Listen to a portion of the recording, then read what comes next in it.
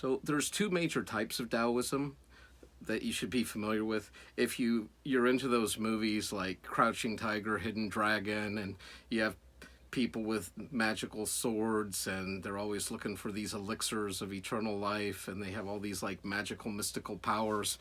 That's what we would talk about in terms of like religious Taoism. And it is very popular, but it's more like a folk tradition. So there's going to be a lot of superstition, a lot of hybridizations with that animistic worldview where people are looking for charms and amulets and these sorts of things, certain esoteric powers. And then there's a philosophic Taoism, which is more focusing on these deep seated concepts. And I'm going to focus a little more on philosophic Taoism. I, I love those kind of movies.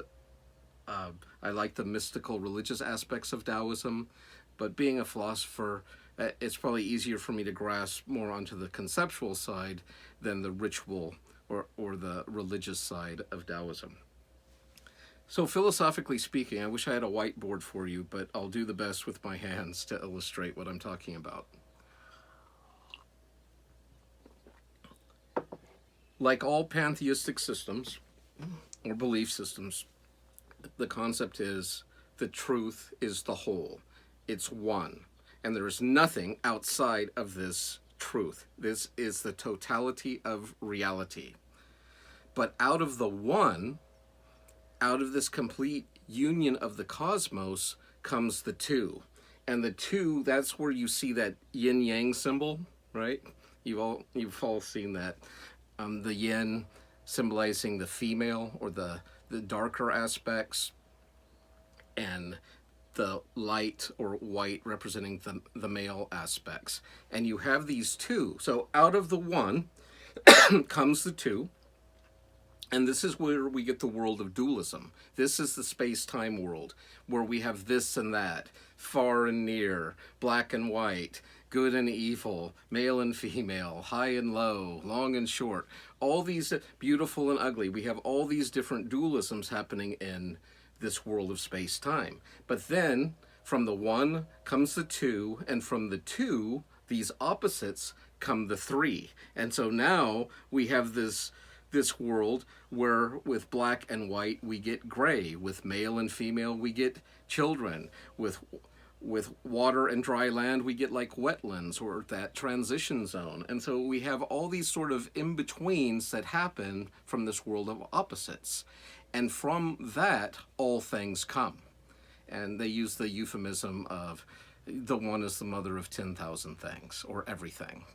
But what you have to remember is, even though we talk about all is one, from the one come two, from the two come three, don't have three hands, but from the three comes all things, which puts us right back in the one again. And so even though we can talk about this and that, black and white, good and evil, that's only in this world of appearances.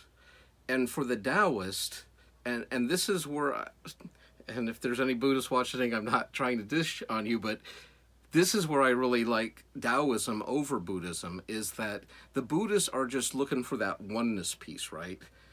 And you get there by ceasing to desire and ceasing to have an individual illusion self. You basically have to annihilate or sacrifice that ego self to become part of that one again. But even if you achieve that, there would be no individual you that would even know you had accomplished it. Fascinating. And who are you going to tell about it? There's no one to tell, because there's only you in all reality, in the ultimate sense of reality.